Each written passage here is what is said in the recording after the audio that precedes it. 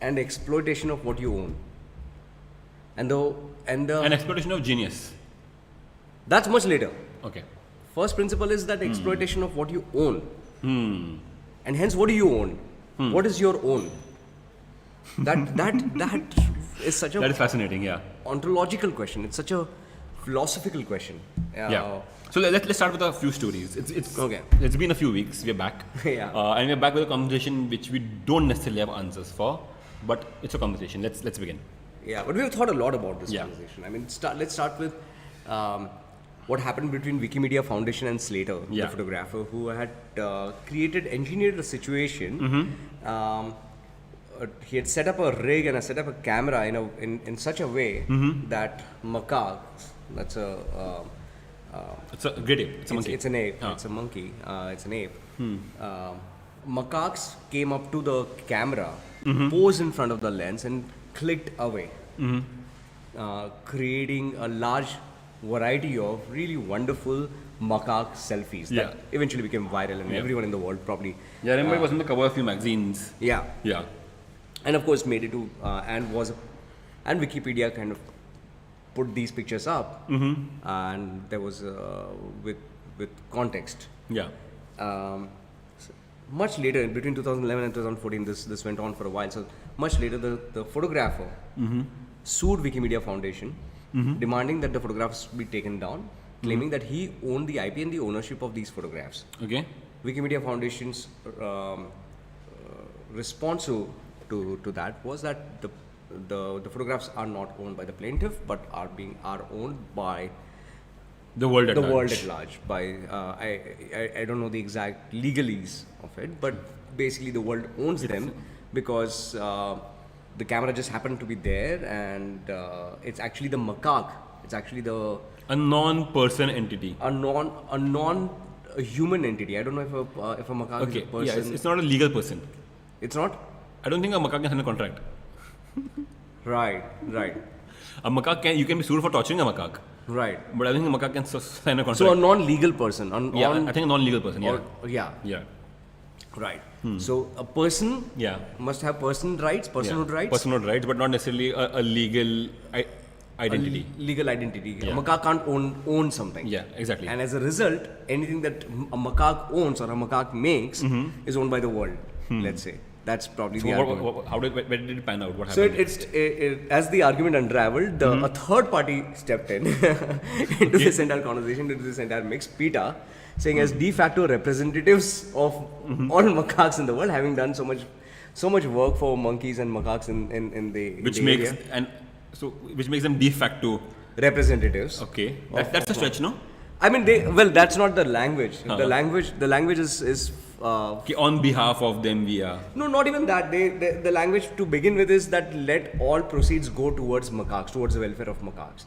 And as de facto representatives of macaques, we will administer the funds.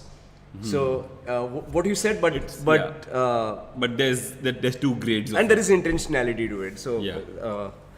It's very interesting, you know. so there are three parties to this. Later, the photographer who set up the camera, Wikimedia Foundation, who represents world interests, who represents human knowledge interests, Yeah.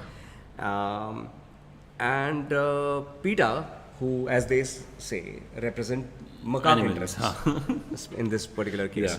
And hence, the three parties competed for the rights, for owning the rights of the proceeds, for the proceeds especially.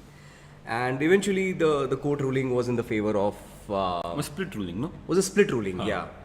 So Slater was to get some rights, and some proceeds were to go to the welfare of macaque. Wildfire, like some wildfire fund. I'm assuming. Yeah. It's very interesting. Okay, one more story. Yeah. 1978, if I'm not wrong, a movie comes out. 1982. 82? Yeah. Yeah. A movie comes out, right? And this movie, again, for me, it changed a lot of things because I played the game. I didn't care much about the movie, but the movie was visually grand for its time, but it didn't win the best VFX Oscar. As a matter of fact, it was disqualified from the best VFX Oscar.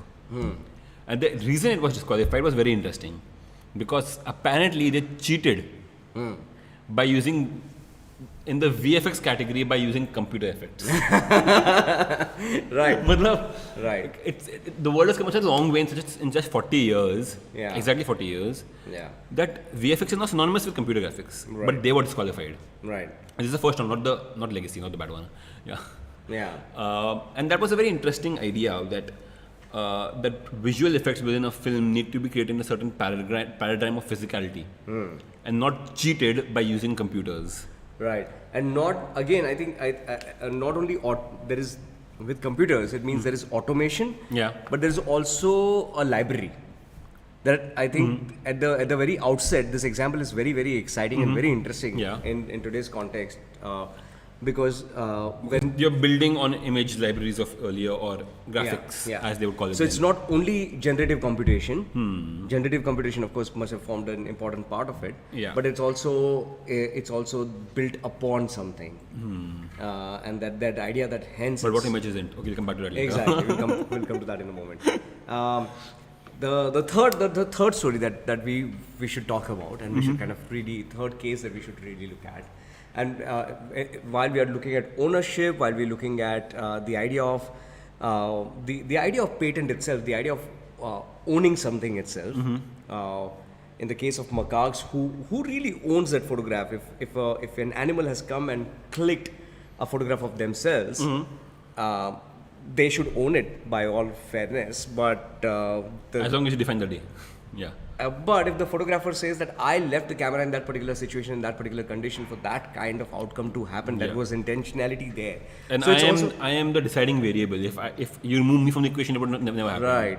So there is a deciding variable. There is constant mutation, but there is intentionality and directionality to that mutation. Who gave directionality to it? Who Yeah, gave exactly. Who gave it the intention? Exactly.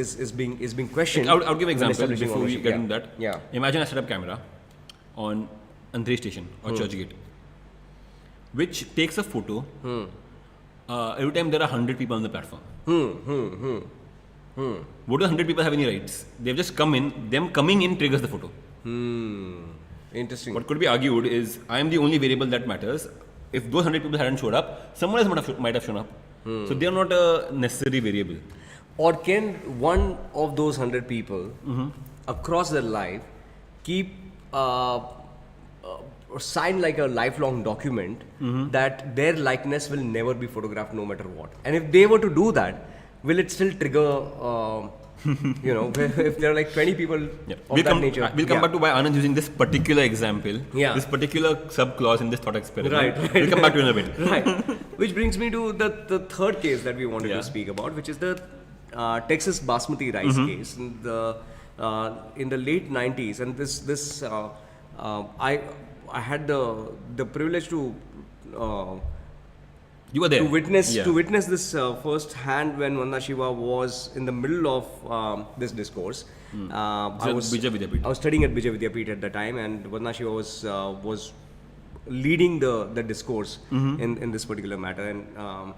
And the case was that there was a company called Rice Tech from Texas that had patented a basmati hybrid.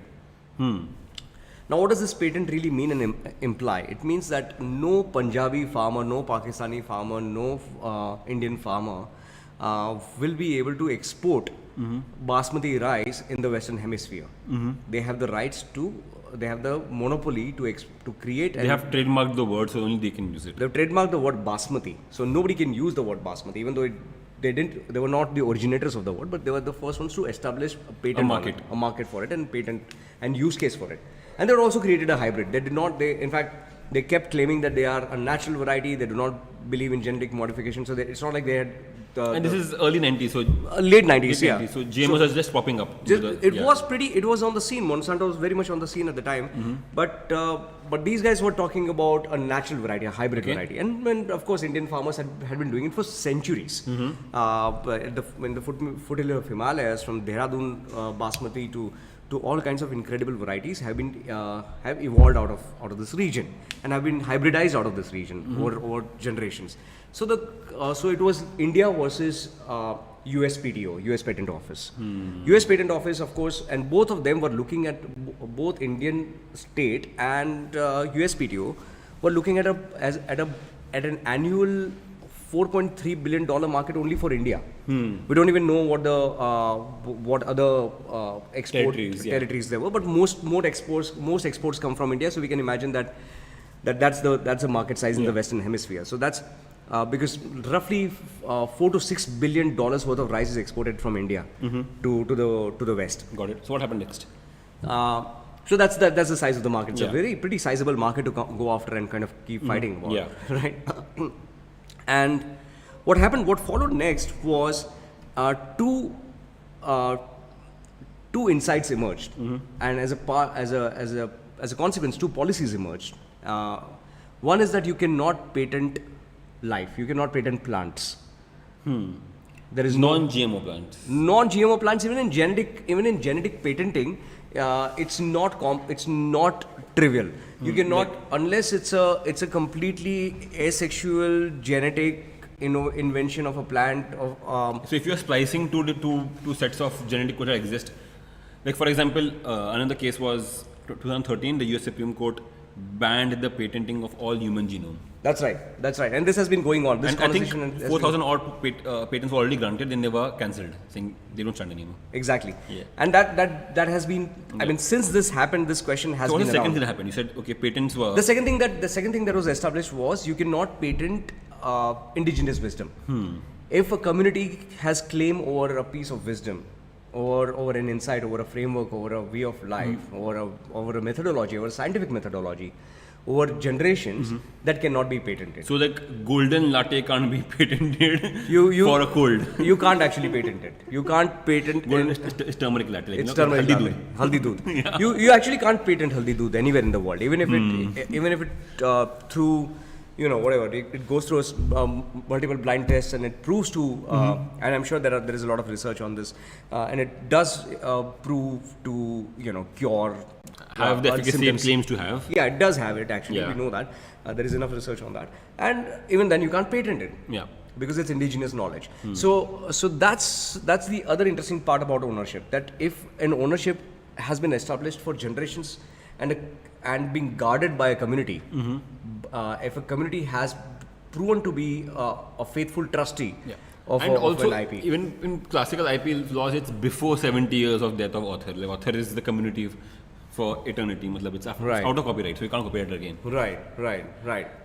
That's the when it comes to very specific permutation of insights, of technique and insights and of stories and scripts and novels and paintings that are owned publicly after a certain period passes. Exactly. Okay, one more case, and then we get into the topic at hand. Yeah. Enola Holmes, the show, came out a few years ago. The film, the first film came out a few years ago, and the Arthur Conan Doyle estate, the people who owned the rights to the estate, sued Netflix. Now that was odd because Sherlock Holmes and characters from Sherlock Holmes, including Enola Holmes, were out of copyright. They exist in public domain. They exist in public domain because enough time has passed after the death of author. But what were they being sued for? Turns out, they weren't even being sued for a particular storyline.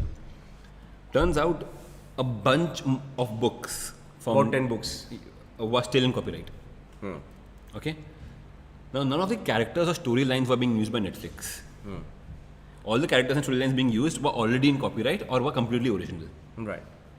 Or out of copyright. Or out of copyright or completely original. So, the case wasn't as simple as, it wasn't like, oh, the Hound of Baskerville story is still in copyright and you can't use Hound of Baskerville. No, Hound of Baskerville is out of copyright. What was interestingly happening was, in the film, Henry Cavill plays Millie Bobby Brown's elder brother. He plays Sherlock Holmes. He plays Enola's elder brother. And he's nice to her. He's good to her, he's supportive. That is where the contention began. Because an opium addict, mean, rude, sociopathic Sherlock was out of copyright. Sherlock only turns nice towards his family and especially his sister in the last 10 books. So it's because Henry Cavill's character was being nice to Millie Bobby Brown's character, he said, no, this Sherlock, this rendition of Sherlock is still in copyright. And that was the case. It didn't get thrown out. As a matter of fact, it got settled. Netflix did pay up. Right. Well, technically, the it didn't go to court. Yeah, So the out court of didn't- court. Yeah, but, so it was but I'm court- saying it didn't get out of thrown out. court. Netflix didn't have the gumption to say this is stupid. Let's just Yeah, Netflix did try to take it on. I Yeah. mean, it was Netflix did have a response but to it. injunction आ जाता, release delay हो जाता. Right, all right. that. So it did actually get settled eventually, Yeah. and on the basis that the the Netflix response was that empathy cannot be copyrighted. There's the fact that a character has a certain behavior, that a character is empathetic. But but they still paid, so it's interesting. Like, what is it? Is it a character? Is it the Iron Man who's a brash billionaire, or is it Iron Man who sacrifices life for the world? Brings you right back to the conversation about genetics, about Yeah. hybrids, about the idea of where do you draw the line of originality? Where do you draw the line? Where does synthesis give life to something completely new? What is new truly variable? original art? Yeah. Of course. And of course, you don't want to kind of get lost in detail. You don't In want, finding that line in the sand which is constantly shifting. right. You need to draw that line somewhere because there is a purpose to it. There is Mm-hmm. an application to it, and the application is that at the end of all of this, people need resources. People need to make money. People Yeah. need to live life after and But simultaneous civilization needs to move forward. keep building on top of building pyramids that are ever taller than the last one. And at the same time, pyramids were always built on slave labor, and that is really the argument that a lot of artists are. So are coming to out topic with. of hand, AI art. Okay, drop in the comments how many of you have tried AI art or AI based image creation, and if yes, if you have tried it, what apps, what softwares, what protocols have you used? Just drop in the comments. We'll do a deep dive into AI art, explain what it is, and in the end, also give our predictions for where we think we are headed, and hopefully won't be completely off whack. Because to start with, one prediction that I had made, which I think most of us had made, Yeah. let's start with agreeing that we were wrong about that, which is when AI automates things, we all thought AI will automate the other stuff first, the engineering and the coding and the sorting of things. And in the end, the whole world will just be artists doing art because other things will be taken care of. Because The artist will come for last. we ascribed lower complexity. But did you also feel that AI would be, that artists would be safe for longest? I did. I think I was also intuitively accepting that notion that there is a higher complexity in art and literature, and there is a far greater complexity in producing human insight and human intention that culturally propagates versus building a bridge. And hence, building a bridge will be the first thing that will get automated. Yeah. But I think what's happening is what happened is building a bridge while might be simpler in number of variables required. Yeah. It's higher stakes. Yeah, you can't brute force it. You can't be like build 200 bridges, one of them won't fall. One of them won't fall. The ones with the With a nose at the back. yeah, with the nose with the bag, it's okay. So I think it's the stakes that eventually, Yeah. the economic stakes that allowed for this to come first. But everything else is coming as well. I mean, we know that there is profound amount of In AI medicine. automation happening in medicine. We know that that's happening in coding as well. Yeah. Like so, basically the engineering Doesn't of GitHub have an app that does that? You can just where you can text to code, where you can give a text prompt and it will come out with a pretty applicable code, Yeah. not necessarily the most efficient code, Yeah. but that's pretty incredible already. So that is happening. Yeah. What is AI art? Let's talk about that. Yeah. And it's here. Okay. AI art is not coming. It is not a figment of our imagination anymore. It is here. With that in mind, what is it? It's the idea that you can give a prompt. In the current generation, prompts are a string of words, text, or what is called clip. Or it could be an image, or it could Or be give me image, and you put that in, you put variables in, and you ask it to combine those variables. The variables might be image and words, words and words, or numbers and words, and you ask it to give you an output. And that output is in an image that very closely resembles or captures the words or the input you have put in. and tries to capture the spirit of those words, the meaning of those words, and it does it So give me an example. to a high, I mean, my favorite example, the example that And why don't one of you just put this in your AI favorite, this sentence I'm going to put in. right. And just drop the link to the image below. Right. So so the examples that I've spent some time trying out, like a scene from Tarkovsky film. Like the moment you say Tarkovsky film, for those who are exposed to Tarkovsky cinema or love Tarkovsky cinema, a certain kind of mood, which is a sum total of texture, form, camera angle, light, color palette, and the synthesis of and the relationship between these elements with each other comes to your mind. Okay, so why don't you just do a verbal prompt craft right now? Let's see what happens. Let's Right. see if people can create their own Tarkovsky image. Right. Yeah. Let's say a scene from a Tarkovsky film depicting Bhopal gas tragedy, India 1980s. Okay. Any other qualifiers? I mean, you'd have to give a, like, depending on what software you're using. If you're using DALL-E, you're using Midjourney, you'd give a bunch of code qualifiers like V3, Test P, Creative, etc. So, but I think people can discover that. But the moment you do that, what it does is what have been spooky magic a few years ago, and it still is. Or the chess playing Turk a few years ago. The chess playing Turk is another fantastic example that we should talk about at some point. But it's by the way, the chess playing Turk again is a very, very interesting example, because for the longest time it was Kasparov did not concede to Deep Blue. Deep Blue saying this is another chess playing Turk. This is another chess playing Turk, and the chess playing Turk was an automaton. Okay, let's go back a little. Let's digress a little bit. Digress. So the chess playing Turk was an automaton created in interestingly named Ajib. Interestingly named Ajib, coincidentally named Ajib, because when we discovered that the chess playing automaton was always called Ajib, we were like almost like reassured. Yeah, the cat was already called Ajib. Yeah. So this was 18th century. Von Kempelen, if I remember it correctly, was it 18th century? Yeah. Yeah, I think 18th century. 18th century. Yeah. So 18th century. Sorry, 1 second. Crash हो गया? Oh, off हो गया? Charge पे है ना? हाँ? हाँ, and कर दो. कैमरा